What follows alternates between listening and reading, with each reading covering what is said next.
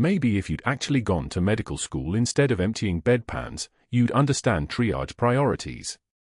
That is what Dr. Mercer said at 11:44 p.m. on a Tuesday, exactly 48 minutes before everything changed.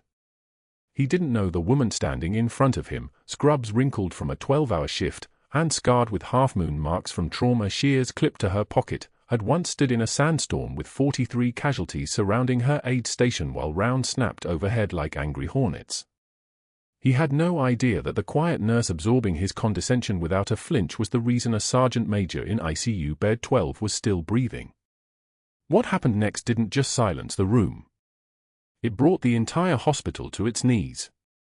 Ashley Cooper arrived at Cedar Creek Medical at 6:19 p.m. on a Tuesday evening in early October, her car parked in the far corner of the lot where the security cameras had a blind spot. She moved through the employee entrance with the kind of deliberate efficiency that made her invisible, not the invisibility of being overlooked, but the invisibility of someone who had learned a long time ago that attention was a threat. Her scrubs were navy blue, hospital-issued, identical to 40 other nurses on the floor. Her name badge read A. Cooper, RN, with no photo because she'd requested a temporary one when she started 4 months ago. The laminated credentials didn't mention that she held a Department of Defense security clearance, that her official duty station was the Pentagon, or that she was operating under code name Nightingale as part of a joint FBI investigation into systematic healthcare fraud targeting military families. The ICU at Cedar Creek smelled like antiseptic and the faint metallic tang of blood that never quite washed away, no matter how many times you cleaned the floors. Fluorescent lights hummed overhead with that particular frequency that made your teeth ache if you listened too long. Ashley moved through the ward with the economy of motion that came from 18 years in surgical theaters, 4 of those years in forward operating bases where a wasted step meant a patient died before you could save them. Her fingers knew the rhythm: check the fall line, verify the medication, read the monitor, document, move. Check, verify, read, document, move. Her breathing stayed steady, her posture remained neutral, her face a mask of professional detachment. The sergeant major was in ICU bed 12, third curtain from the back corner. His chart said his name was James Halloway. His chart said he was 63 years old, admitted with acute respiratory distress and a heart arrhythmia that didn't quite match his presentation. His chart said he'd been a civilian contractor for the past 14 years. His chart lied about almost everything except the one thing that mattered: he was a United States Marine, and he was dying. Ashley recognized him the moment she pulled back the curtain. Not from the chart. Not from the faded military tattoo on his shoulder, a Marine Corps emblem that had probably been bright red when he was 22 and invincible. She recognized him because her son Jake had shown her exactly 2 photographs in his entire military career. One was his unit patch. The other was Sergeant Major Halloway, standing in desert fatigues with his arm around Jake's shoulder, both of them grinning like men who had just survived something that wasn't supposed to be survivable.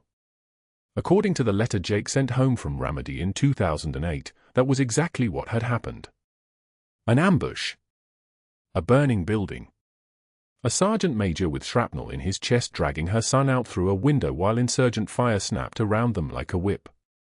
She didn't flinch. She didn't pause. She pulled on latex gloves with a sharp snap and began checking his vitals with movements so precise they looked choreographed. Pulse at the wrist, steady but too fast, 98 beats per minute when it should have been 70. Blood pressure 147/94, elevated. Temperature 99.4. Her fingers moved across the cardiac monitor leads, verifying the electrode placement, her eye scanning the rhythm strip for the characteristic pattern she'd learned to read in the dark. The monitor showed atrial fibrillation, which should have matched his presentation, except his oxygen saturation was already drifting toward low 80s, and his chest X-ray showed something that made her breath catch in her throat for exactly 1/10 of a second before she controlled it, bilateral haziness consistent with early pulmonary edema. She pulled the faded unit patch from inside her jacket lining, the same patch she had sewn there on the morning of Jake's deployment, the 3rd Battalion 5th Marines insignia that meant everything and nothing to the world outside these walls. Her thumb moved across the threadbare fabric once, a ritual so practiced it happened without conscious thought. In the fluorescent light, the patch looked ancient.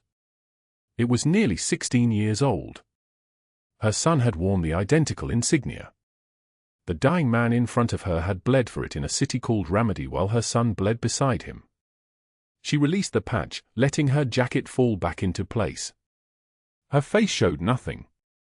Her hands documented everything: fluid balance, medication timing, cardiac rhythm trends. She made a note in the chart about the subtle changes in his respiratory pattern, nothing dramatic, nothing that would raise flags, just the precise observations of a nurse who had learned to see the details that other people missed. That was when Dr. Mercer arrived for rounds. He appeared at 11:33 p.m. in the way that certain men arrive in rooms, not by walking so much as by displacing the air around him, his presence announcing itself before his body caught up. His shoes were Italian leather, handmade, the kind that cost more than Ashley's weekly salary. His tie was silk, burgundy with a subtle pattern that probably meant something to someone from money. His stethoscope hung around his neck like a weapon he'd learned to use as a status symbol rather than a tool. He had the kind of face that came from generations of people who didn't have to work for anything: smooth jawline, expensive teeth, eyes that had never learned to look at someone without immediate judgment. He flipped through Sergeant Major Holloway's chart with the distracted efficiency of someone who'd already made up his mind about what he would see before he actually looked. He didn't check the patient himself. He didn't feel the pulse or listen to the lungs or look into the eyes. He simply read the numbers on the chart, made a dismissive noise that might have been a grunt, and started to move on. "Dr. Mercer," Ashley said. Her voice was soft, careful, deferential. The medication timing on the digoxin, the previous shift documented it at 1,400 hours, but the pharmacy log shows dispensing at 1347. 7-minute variance. Could affect the therapeutic window. She'd learned this voice over 4 months of being invisible. Respectful. Questioning gently enough that it couldn't be seen as criticism. Asking rather than stating. The voice of someone who knew her place in the hierarchy, who understood that nurses documented and doctors decided, who didn't carry herself like someone who had once made life-or-death calls in real time while a trauma surgeon was still 10 miles away. Dr. Mercer turned. His eyes moved over her without actually seeing her, the way you might glance at a water fountain without registering its existence. "The digoxin is at the standard dosage," he said. His voice carried the particular cold precision of someone speaking to someone he'd already determined was beneath understanding. "The timing variance is irrelevant. What matters is that the concentration is therapeutic now. Nursing can spend its time doing useful tasks instead of creating phantom problems from documentation." He turned back to the chart. He didn't wait for her response. He didn't ask her to elaborate. He simply dismissed her observation and her experience and her careful documentation in a single sentence delivered to no one in particular. Behind him, 2 residents who were following on rounds, young doctors still learning which attending physicians they should copy and which they should avoid, traded a glance. One of them suppressed a smile. This was how you were supposed to speak to nurses, apparently. This was the standard operating procedure. Ashley felt her shoulders relax incrementally. That tiny shift in muscle tension, that imperceptible release of pressure, was the only response she allowed herself. She didn't argue. She didn't insist. She simply nodded once and said, "Yes, doctor. I'll document that decision." She made a note in the chart: attending Mercer reviewed medication timing, cleared for continuation of current digoxin protocol.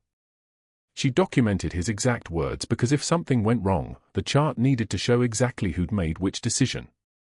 That was the clinical part. But there was another reason she documented it, something that had nothing to do with patient safety.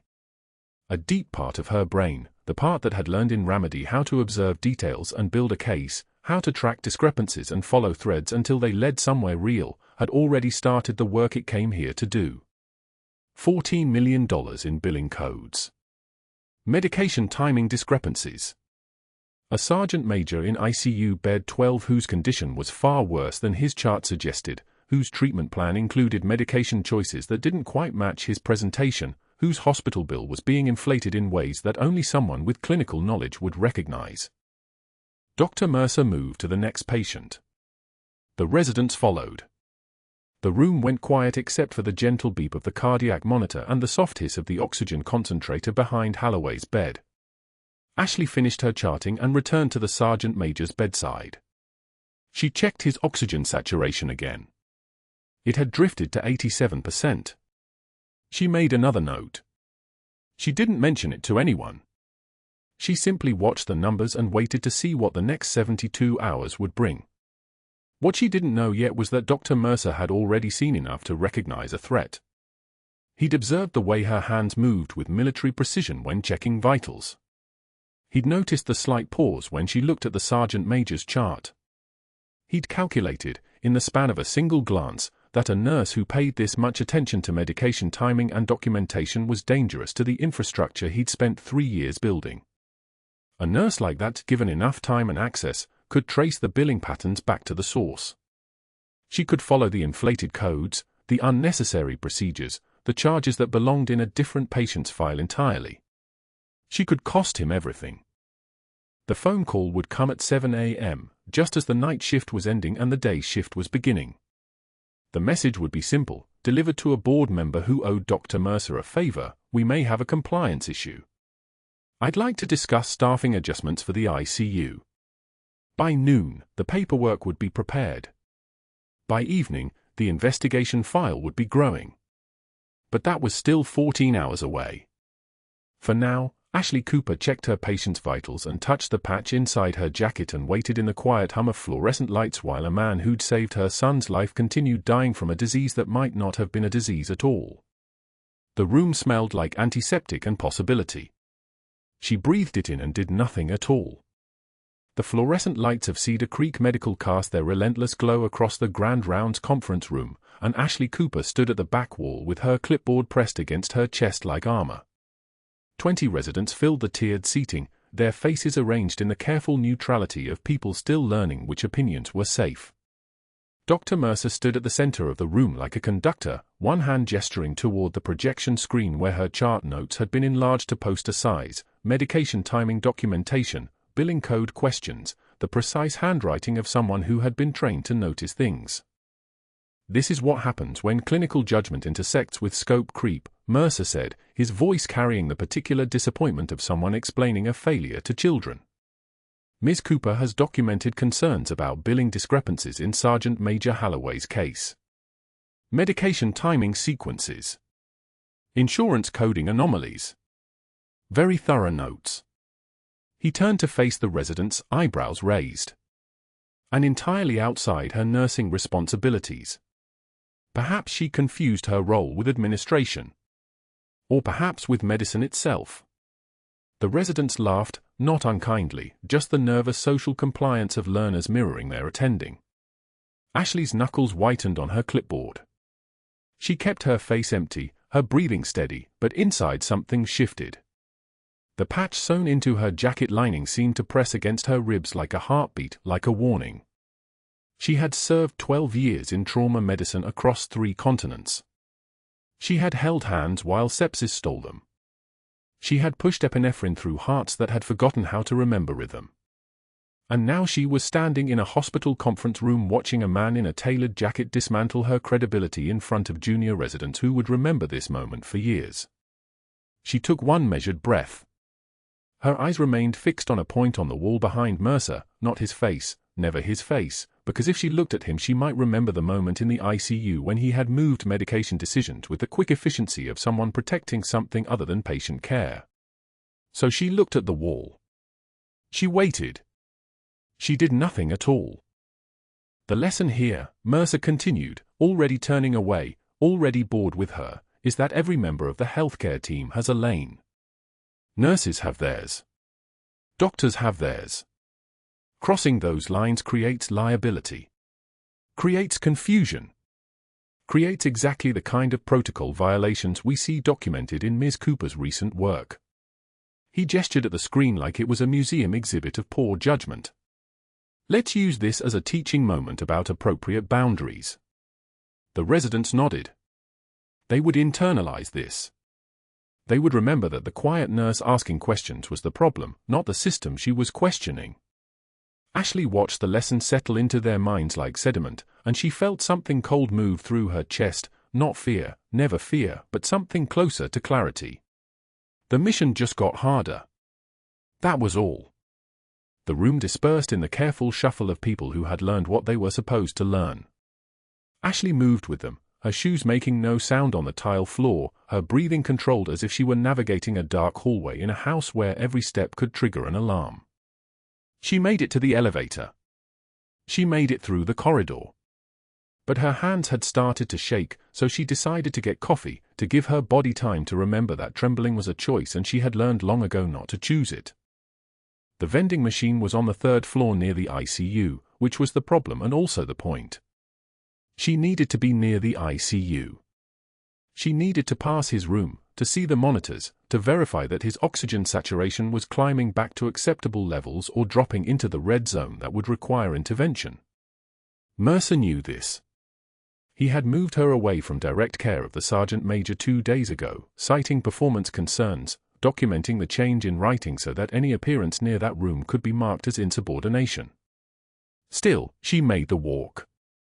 Still, she fed her money into the vending machine with the mechanical focus of someone whose hands remembered how to function even when her mind was running tactical calculations.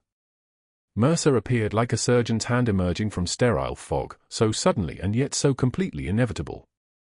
He positioned himself between her and the hallway back to the elevators, and he spoke loud enough for the 3 nurses at the medication cart 20 feet away to hear. Loud enough for the 2 techs reviewing charts at the nurses' station to turn slightly, as if responding to acoustic pressure in the air itself. Maybe if you'd actually gone to medical school instead of emptying bedpans, you'd understand triage priorities. His voice was calm, conversational, the way one might discuss weather. Or maybe nursing is just where people go when they can't handle real medicine. The words hung in the air like a stain. Ashley's hand came out of the vending machine with her coffee, black, no sugar, the way soldiers drank it, and she held it still. Her breathing pattern didn't change. Her posture didn't shift. But one tear, just one, escaped from the corner of her left eye and traced a line down her cheek, and she let it fall for exactly 2 seconds before her hand came up and wiped it away with the mechanical efficiency of removing dust from a lens. She looked directly at him then. Not at his face in some symbolic act of defiance, but into his eyes with the kind of contact that made something in his expression flicker, a moment where whatever calculation he was running misfired slightly. Her voice, when it came, was devastatingly calm. Each word a separate sentence, each syllable weighted. I understand more about saving lives than you'll ever know, Doctor. It wasn't a threat. Threats were escalation. This was simply a statement of fact, delivered with the composure of someone who had held people together while their bodies fell apart, who had made decisions in sandstorm-darkened field hospitals where the only margin for error was death, who had used her hands to pull a man named Jake Cooper out of a building while his commanding officer took shrapnel across his chest and kept running anyway.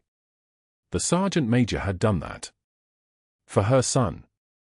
And now she was telling this man, this competent, calculated man who understood leverage and access and the slow systematic dismantling of credibility, that there were types of knowledge he couldn't purchase with a medical degree or institutional authority or the careful placement of favors.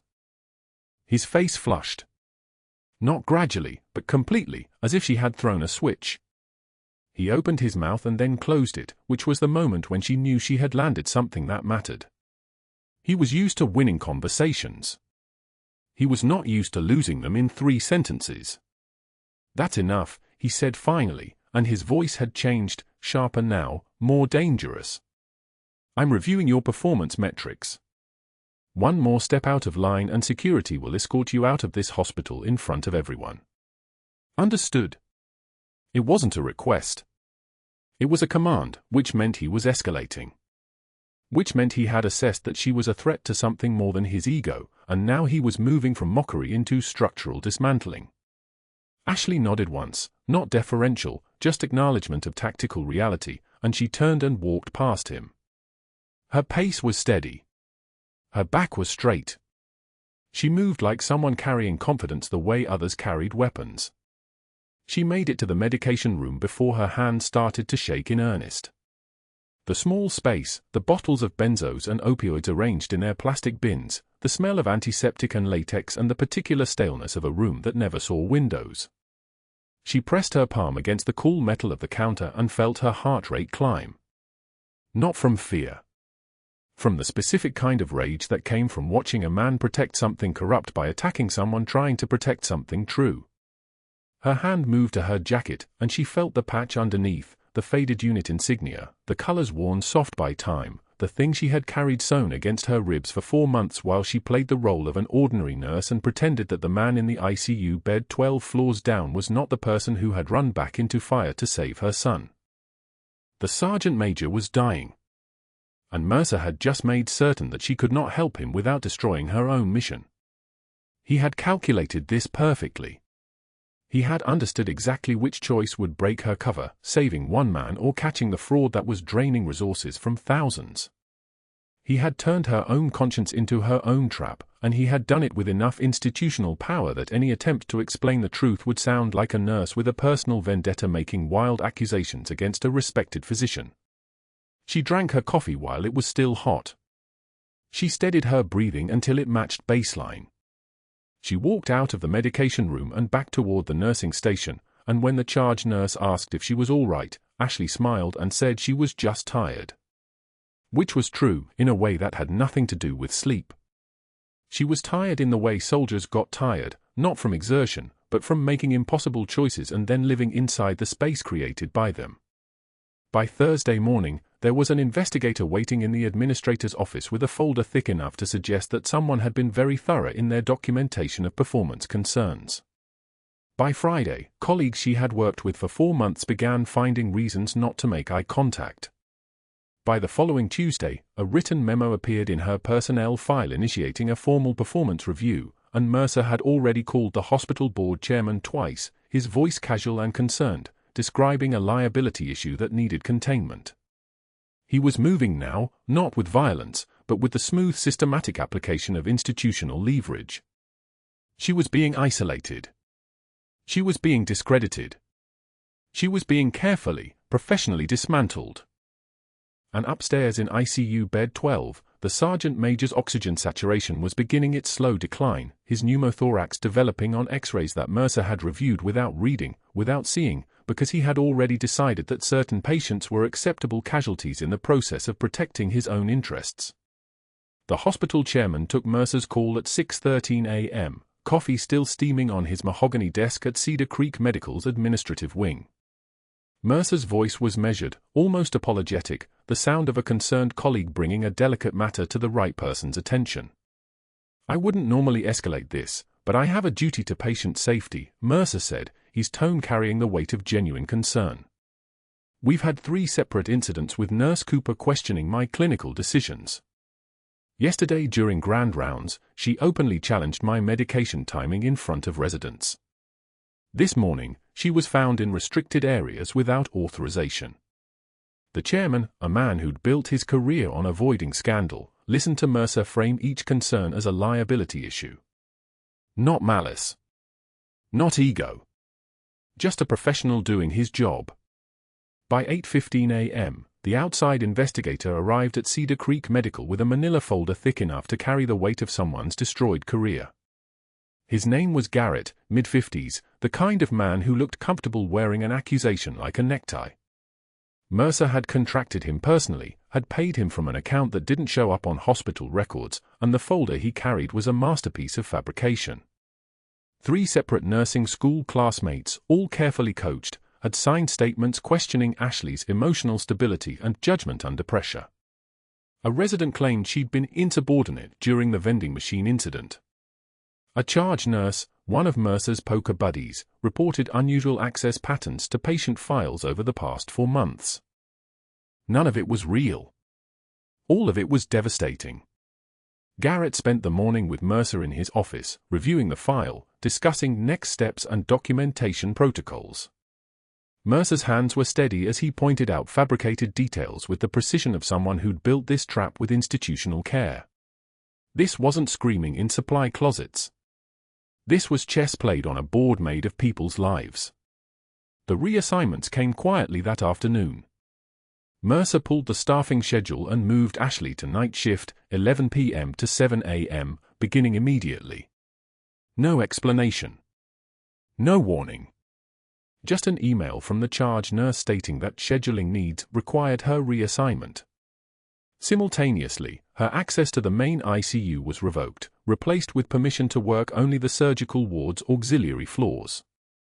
Mercer had weaponized the hospital's own bureaucracy, turning protocol and policy into instruments of surgical precision. Ashley received the notifications in the nurse's break room at 2:51 p.m. The fluorescent lights above cast everything in a sickly yellow-white, making her skin look like old paper as she read the staffing changes on the hospital portal. Night shift. Surgical ward only. No access to patient files above level 3 security clearance. She closed her eyes for exactly 3 seconds, processing not the injustice but the tactical implications. Her investigation had for months of momentum. For months of careful positioning, of building a case file on Mercer's billing patterns, of documenting the systematic overcharging that targeted veterans and their families, pulling money from benefit accounts and insurance that was meant to save lives. She'd found 17 patients already. The sergeant major was the evidence that would crack the whole operation open, a man important enough that his care would generate a federal audit, prominent enough that his case would trigger automatic scrutiny of the billing codes. But if she couldn't access the patient files, if she was confined to night shift where Mercer didn't work, where the administrative offices were closed and the records rooms were locked, then the investigation stalled. At 3:15 p.m., Ashley found an excuse to pass through the third-floor hallway where the medical records office shared space with administrative storage. She'd been here 17 times in 4 months, always with legitimate reasons, checking medication histories, verifying allergy information, the kind of work that any nurse might do. But this time she was counting minutes, measuring how much time she had before someone noticed the discrepancy in her access logs. She pulled the sergeant major's chart using her now restricted credentials. It worked, technically, she just didn't have clearance to see everything. But the billing summary was right there, visible in the front section, the kind of administrative detail that nurses rarely looked at but that screamed like an alarm to anyone trained to recognize fraud. $6,400. For a 3-day stay that should have cost, at maximum, $2,000. The codes were listed: extended monitoring protocol, specialized diagnostic imaging, consultant fees for non-existent cardiologists. Names she didn't recognize. Services that hadn't been rendered. Money that had flowed from the Department of Veterans Affairs into an account that, according to the hospital's own financial records, belonged to a consulting firm in Bermuda that likely didn't exist. This was it. This was the thread that unraveled everything. But that wasn't the worst part. As Ashley photographed the billing codes with her phone, hand steady as a surgical laser, face betraying nothing despite the calculation screaming through her mind, she heard footsteps. Mercer's footsteps. The specific cadence of his walk, the particular weight distribution that made his shoes click against the tile in a pattern she'd memorized weeks ago. She closed the chart and turned, the phone hidden in her scrub pocket, and there was Mercer at the end of the hallway, his eyes narrowing as he processed why she was there, why she was accessing records she shouldn't have access to, why her expression had that particular quality of controlled urgency that said she'd just found something. "That floor's off limits for you now, Cooper," he said, moving toward her with the kind of confident stride of a man who understood that he held all the institutional power. "Your access has been revoked." "I was checking medication interactions," Ashley said, her voice level, her body language deferential. "Thought I might have missed something in the admission paperwork." Mercer smiled. It was the smile of someone who'd just realized his opponent didn't know the game was already over. "Your shift starts at 11. You're not scheduled for this wing anymore. That means you don't come up here. Not for medication checks, not for charts, not for anything. Do you understand?" "Yes, Doctor." "I'm going to be watching your access logs very carefully," Mercer continued, and now his voice carried an edge like winter wind off the Atlantic. "Any deviation from your assigned floor, any attempt to access restricted files, and I'm calling security myself. You'll be escorted out and the board will know about it within the hour. Clear?" Ashley met his eyes for exactly 2 seconds, then looked down. clear. He walked past her, the smell of expensive cologne and institutional coffee lingering in his wake. Ashley stood very still, counting her heartbeats. The trembling wasn't fear, it was restraint. For months of careful work. A sergeant major dying upstairs. And now, less than 24 hours before the night shift would have given her access to the secure archives where the complete billing records were stored, before she could have downloaded everything and sent it to the FBI liaison she'd been working with out of the Washington, D.C. field office. But that wasn't the worst part either. At 6:22 p.m., as Ashley sat in her car in the Cedar Creek Medical parking lot watching the evening shift arrive, her personal phone rang. The ICU charge nurse. Her voice was tight, professional, carrying the specific tension that only comes when someone is speaking in code because they can't be heard by other people. The sergeant major's oxygen sat is dropping, she said quietly. Just started about 40 minutes ago. Was 94 this afternoon. Now it's 86 and falling. Slow but consistent. Mercer looked at the latest X-ray and said it was probably atelectasis, nothing urgent. But something feels wrong. Ashley's hands tightened on the steering wheel. Atelectasis was collapsed lung tissue, a common post-operative issue. But that wouldn't cause a steady, measured oxygen decline. That wouldn't cause the kind of desaturation pattern that started slowly and accelerated. That sounded like a pneumothorax developing, air in the pleural space, pressure building, the lung collapsing as the pressure increased. Is his trachea shifting? Ashley asked. A pause. Then, yeah. How did you? I'm coming back. Ashley ended the call and started the car. 23 minutes between her apartment and Cedar Creek Medical. The evening traffic on Military Highway was thick but moving. She ran the numbers. If the sergeant major was already at 86% oxygen saturation and dropping at a rate consistent with a developing tension pneumothorax, he had approximately 4 to 6 hours before the pressure differential became critical. Before his heart stopped. She thought about her son Jake, about the day that a Marine named Holloway had carried him out of a burning building in Ramadi, shrapnel embedded in his chest, choosing a stranger's son over his own survival. She thought about the unit patch sewn inside her jacket lining, the one currently hanging in her locker, the same patch the sergeant major had earned in blood and sand. At 11:32 p.m., when the night shift officially began, Ashley was already in the parking lot, her civilian clothes traded for scrubs, her badge clipped to her collar, her hands moving through the muscle memory of becoming someone else. Someone useful. Someone dangerous. She had 4 to 6 hours to decide whether to save a life or save an investigation. And in the darkness of the ICU corridor, that decision was already being made by hands that had learned long ago that some choices couldn't wait for the morning. The phone call came at 0145, vibrating across the nightstand of her apartment in Norfolk, pulling Ashley from the shallow sleep of someone trained never to truly rest. Unknown number. She answered on the second ring. Captain, it's Nurse Rodriguez from ICU. His voice was controlled but carrying an edge underneath. The sergeant major. You need to come back. Ashley sat up, feet already on the floor. What's his status? Desaturating. O2 sat dropped from 94 to 87 in the last 20 minutes. He's on 6 liters already. Mercer hasn't responded to the page, and something's wrong, really wrong. His breath sounds are unequal. Right side is nearly silent. She was already moving, muscle memory taking over. Combat boots. Civilian shirt. The unit patch was in her jacket pocket where it always was, sewn into the lining beside her heart. She didn't think about protocols or her deactivated badge or the fact that security had escorted her out 8 hours ago with her box of personal items and her dignity compressed into cardboard. The drive to Cedar Creek took 12 minutes. Rain hammered the windshield like applause for a performance no one was watching. The parking lot was nearly empty at this hour, just the night shift cars and the emergency vehicles of people whose crises didn't follow business hours. She parked 2 rows from the entrance and walked straight toward the ER doors, moving with the purposeful stride of someone who belonged there. A security guard glanced up from his desk. She didn't break stride. Visitor pass, he called. Running up to ICU. Family emergency. No inflection. No apology.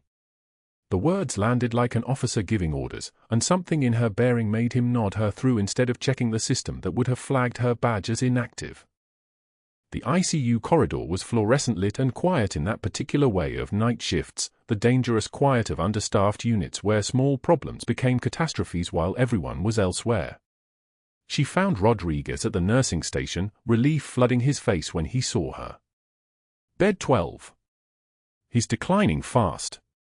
She moved without acknowledgement, moving through the double doors into the ICU proper. The sergeant major lay in bed 12 exactly as she remembered, broken and still breathing, a man who had carried her son out of a burning building in Ramadi while shrapnel embedded itself in his chest, trading his lung capacity for Jake's life.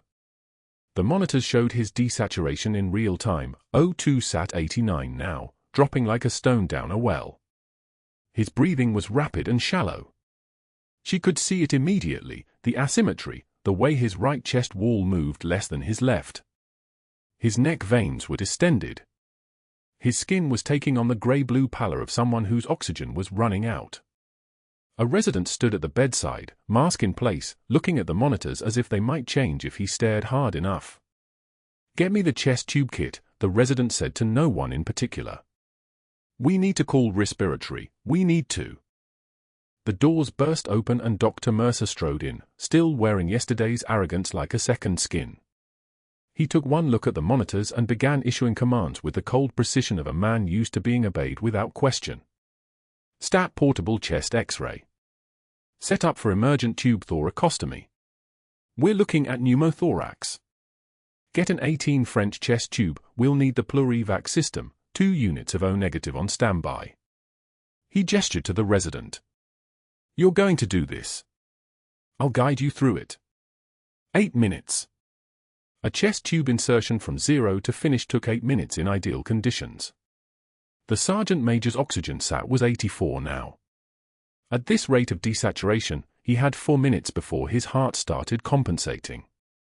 5 before it stopped compensating at all. Ashley moved. She didn't request permission. She didn't hesitate or calculate or weigh the consequences she already knew were coming.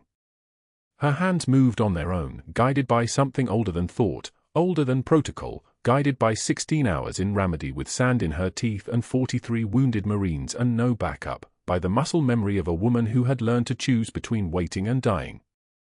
She grabbed a 14-gauge angiocath needle from the resuscitation cart, prepped the skin over the sergeant major's second intercostal space with an alcohol wipe, her hand steady as a surgical laser. The needle went in at the midclavicular line, perpendicular to the chest wall, and she felt the give of tissue, the subtle resistance, and then the sudden release as the needle penetrated the parietal pleura. The hiss of air escaping. It was unmistakable, the distinctive sound of pressure equalizing, of a lung that had been collapsing suddenly able to expand. The room went dead silent except for that hiss, and for a moment the only thing that existed was that sound and the monitors responding to it like a prayer being answered. Oxygen saturation, 88. Climbing. 90. 92. The sergeant major's chest expanded properly for the first time in minutes, his breathing easing from the desperate gasping to something that resembled normal respiration. His color began returning from the grey-blue toward something that might become flesh again. Dr. Mercer's face transformed in real time from professional authority to something whiter, then something crimson. The resident stared, his hand still reaching for equipment that was no longer needed. "You just assaulted a patient." Mercer's voice was ice over boiling water. "That's not your scope of practice. You're not even supposed to be in this hospital." Ashley didn't move. She stood with her hand still positioned over the needle, over the evidence of what she had just done, over the line she had deliberately crossed and would cross again for this man without hesitation. Needle decompression. Second intercostal space, midclavicular line. Her voice had changed. It didn't carry the apologetic inflection of the nurse Mercer had been destroying for 4 months. It carried the weight of someone speaking from hard-won authority. Tension pneumothorax. He was crashing. Mercer's hands shook as he pulled out his phone. He made the first call immediately, his voice high and controlled, the words tumbling out like poisoned fruit. A dangerous rogue nurse. Invasive procedure without authorization. Assault on a patient. The second call went to the CEO. The third to the board members, early morning calls that would arrive like alarms before their coffee. But the sergeant major was breathing. His oxygen sat held at 92. His heart rate came down from 138 to 102. The monitors showed the data of a man who was going to live, at least through this night, at least into the next morning. By 0600, the word had spread through Cedar Creek like contagion, whispered at shift change, carried through the administrative offices on a wave of Mercer's prepared narrative. By 0830, the thick folder of fabricated complaints arrived on the CEO's desk, accompanied by a summary from the investigator that Mercer had apparently been funding from somewhere, and the evidence was overwhelming: insubordination, violation of scope of practice, dangerous judgment, assault. At 1100, Ashley's badge was deactivated. The email came to her phone as she sat in the break room, a single line informing her that her access was revoked effective immediately. Security arrived 15 minutes later, 2 guards with the kind of professional detachment of people who had done this before. "We'll need you to come with us," one said. The walk through the main lobby happened during shift change, and she knew that was intentional, timed for maximum visibility, maximum humiliation. 40 staff members watched her pass, her personal items boxed in her arms, a scarlet letter written in the careful choreography of an institution protecting itself. Mercer stood at the nurse's station with his arms crossed, the posture of a man who had just defeated an enemy and was savoring the moment. The sergeant major was sedated in bed 12, the 4 lines running, the monitors showing the steady climb of a man whose body was beginning to remember how to survive. He didn't see her leave. He would never know that she had been in that room, would never know that she had saved his life and then walked out into the rain with nothing but a box of personal items and the knowledge that she had made a choice that could never be unmade. At 0300, in the fluorescent pale light of a 24-hour diner on Military Highway, Ashley sat alone in a booth with coffee going cold in the cup. The mug was white ceramic, the kind of anonymous vessel that appeared in 1,000 identical establishments. She stared at her reflection in the dark window, pale, hollow-eyed, a woman who looked like she had been compressed by forces she couldn't control. But that wasn't the worst part. The worst part was that 4 months of undercover investigation, for months of documented fraud and fabricated billing codes and a system designed to bleed money from military families, was gone. The sergeant major was alive. One man was breathing who would have been dead by 0400. And thousands of other veterans would continue to be defrauded, and no one would stop it, and she had chosen one life over the mission designed to protect all of them. She pulled out the unit patch from her jacket lining, the faded eagle and anchor, the colors worn almost to invisibility by time and handling. Her son had worn this same patch. The sergeant major had earned this same insignia in blood. And she had carried it for 4 months as a reminder of why she was there, and now she sat in a diner at 3 in the morning knowing that she would do exactly the same thing again. Pain was information. That was what they taught you in field medicine. Pain was data about what was wrong. This pain, the loss of the mission, the collapse of 4 months of work, the knowledge that she had sacrificed the investigation for a single patient, this pain was data too. She just didn't know what it meant yet. The phone in her pocket buzzed. Unknown number. It was too late for the hospital, too early for anyone else.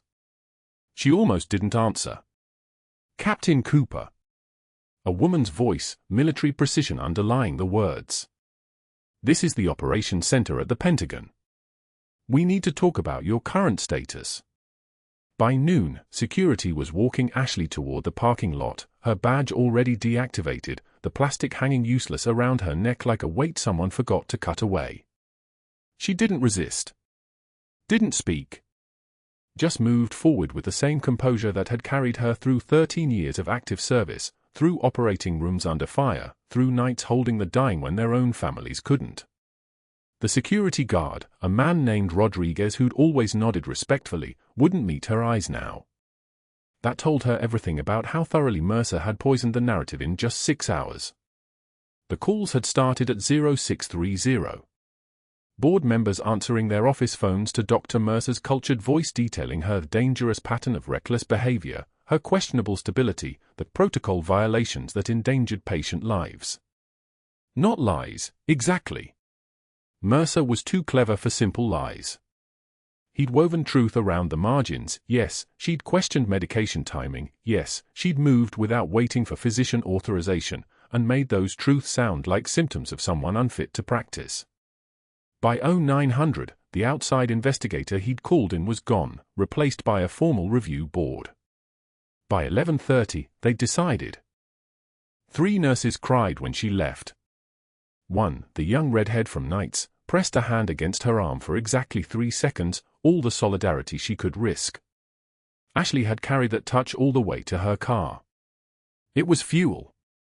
The all-night diner on Military Highway sat under fluorescent lights that hummed like a living thing, a sound that lived on the edge between comfort and unraveling.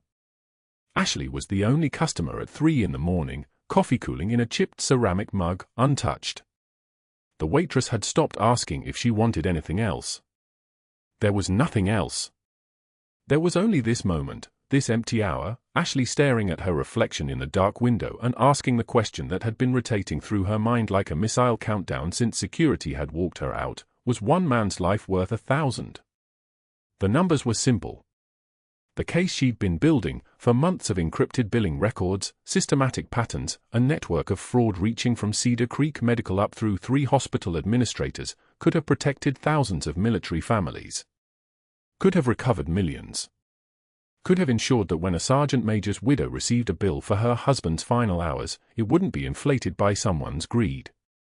Could have meant that the next young Marine didn't come back missing half his benefits to billing codes that didn't exist. One sergeant major, breathing again because Ashley had moved when everyone else froze. One man alive. Versus thousands she could have saved through testimony that would never come, through evidence she'd never be allowed to present, through a case that now belonged to someone else or more likely, belonged to no one at all. The coffee had gone cold enough that a skin had formed on top, a thin film like something dead. Ashley pressed her palm against the window. Cold glass. Her reflection was a stranger, hollowed out, jaw clenched tight enough to break teeth, the kind of exhaustion that lives in bone marrow. She'd made the choice. She'd do it again. And she would spend the rest of her life wondering if she'd chosen correctly. The phone rang at 1100 exactly. Not her cell phone, the encrypted Pentagon line that still lived in her jacket pocket, the one that was supposed to ring only if the operation was compromised beyond salvage. The hospital's routine background check system had flagged something during their termination paperwork. A classified security clearance that didn't match any civilian nursing credential. The automated alert had been routed through federal channels at velocity. Now someone very official was very interested in why a decorated military officer was working as a trauma nurse under a false name in a civilian hospital in Norfolk, Virginia.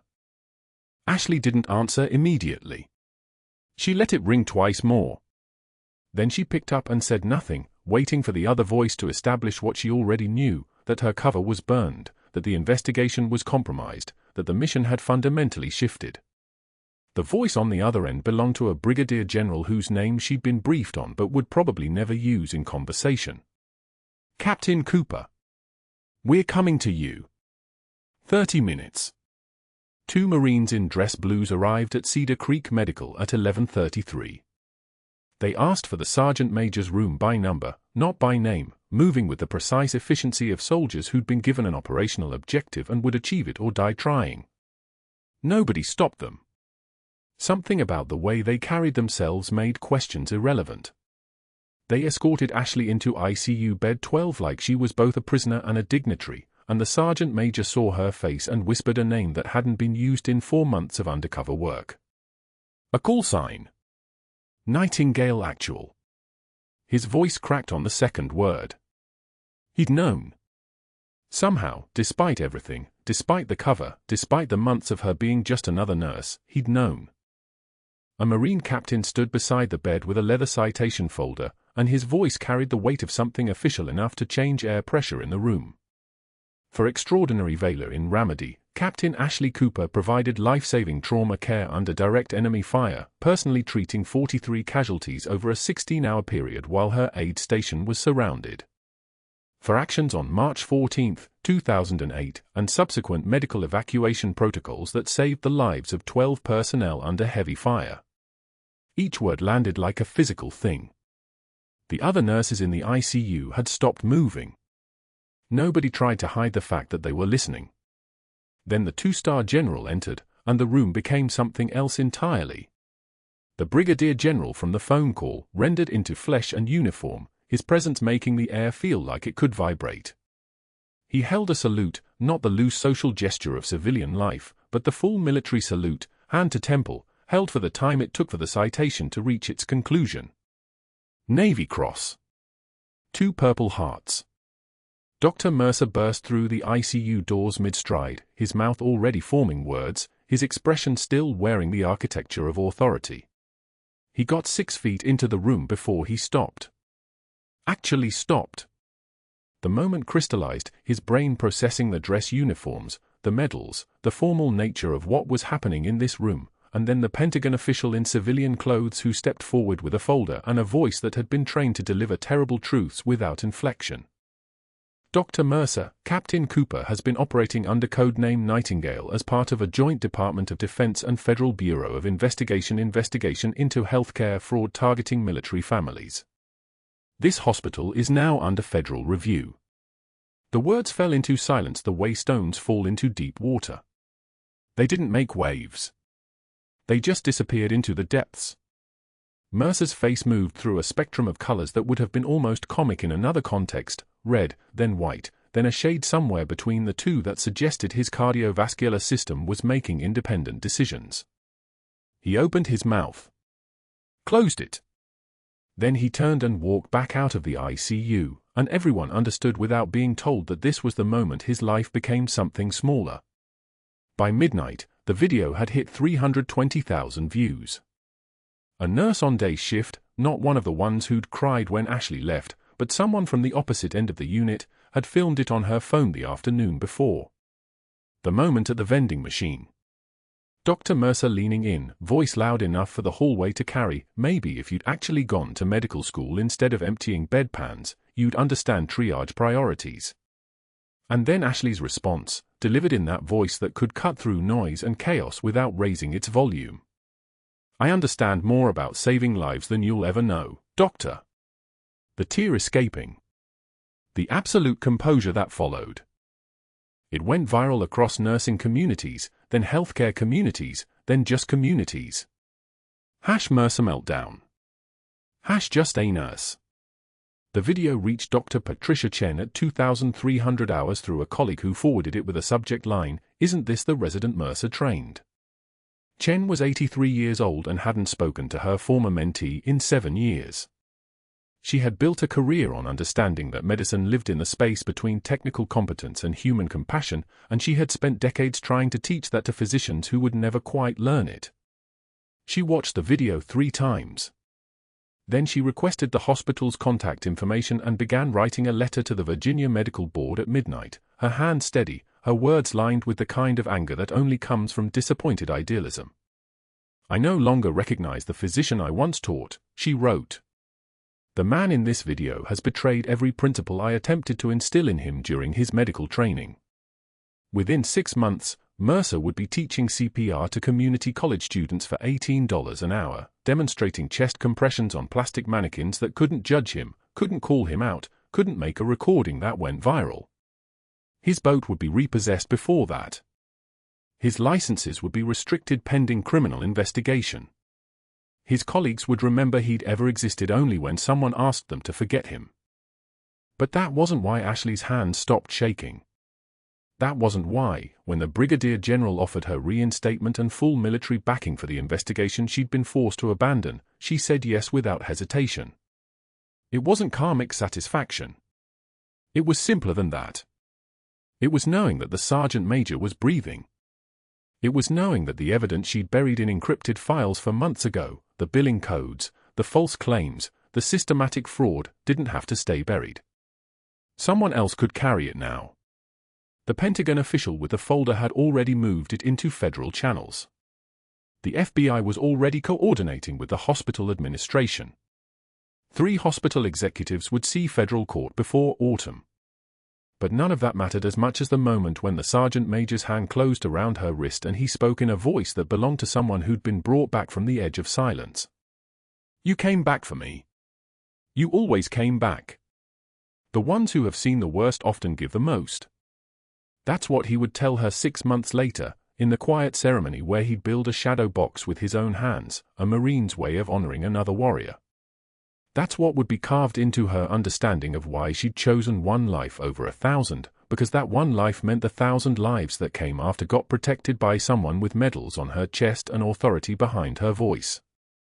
The coffee had been cold for hours. The diner waitress was thinking about closing. And Captain Ashley Cooper stood up, pressed a 20 on the counter, and walked toward the door where her next mission was already waiting. Please like and subscribe for more stories about the quiet heroes who carry impossible choices into rooms where the world isn't watching, and who change everything when it matters most.